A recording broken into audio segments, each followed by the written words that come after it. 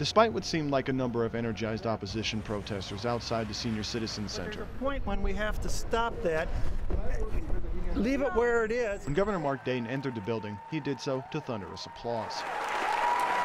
Dayton quickly found himself being asked for promises from the disabled and elderly not to balance the budget on their backs during roundtable testimonials. We cannot do this alone. We respectfully and unwaveringly ask your commitment and support to provide for the disabled of our community. I worked all my life until I received a TBI, but with God's help, I'm still independent, and I'm proud of who I am. But do not take my services away. Fear of services being cut was a common theme among roundtable attendees. After the roundtable testimonials, the fiery budget debate that took place on the streets before Dayton arrived continued in the Senior Citizens Center. My comment, first of all, is to the Republican leadership: get those policy items out there. Maybe this logjam can be broken if people just sit down and all we're going to do is talk about the dollars.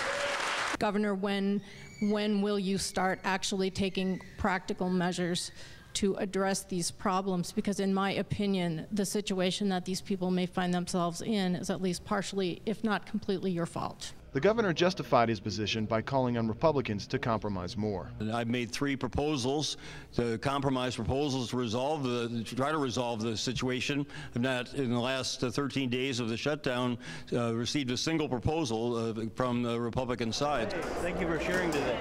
In Rochester, I'm Andrew Knaus, Fox 47 News. One of the farms Senator Amy Klobuchar toured while in South Minnesota was Tom Vaver's farm in Blooming Prairie. So how much has your production gone up from, say, a decade ago? A lot.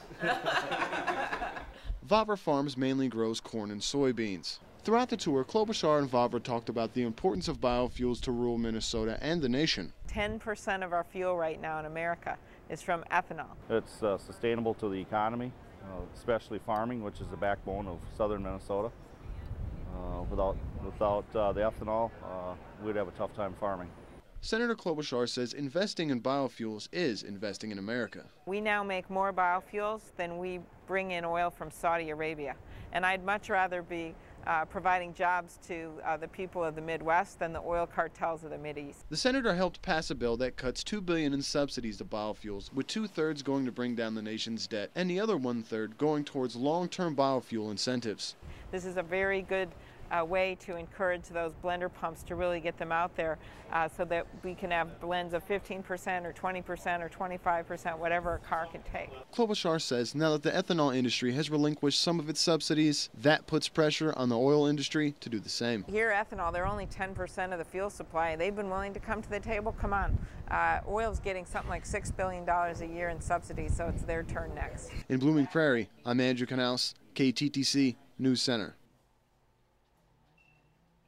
Governor Brian Schweitzer talked with health insurance providers about rising costs of Medicaid in the state. A MIF governor told the group they're moving too slowly in privatizing part of the Medicaid system that will be required by law by 2012. So you knew the clock was ticking. You knew that somebody in Montana's got to come up with an ACO or more by 2012. But none of you called us. Schweitzer also pointed out that Montanans were paying $1,200 more per person than the national average for Medicaid. And we're paying some of the highest rates in the country, and the people who pay those rates are some of the poorest paid people in America. The numbers don't add up. The executive director of the Montana Healthcare Association told the governor the Medicaid numbers were misleading. The national average has 19% of the population of the states on Medicaid, and in Montana it's 12%. Now that makes a huge difference in the average cost. Schweitzer responded by saying many of those states have gone bankrupt due to the cost of a larger Medicaid population. But not all who attended were in conflict with the governor. We're really excited about the governor's comments today.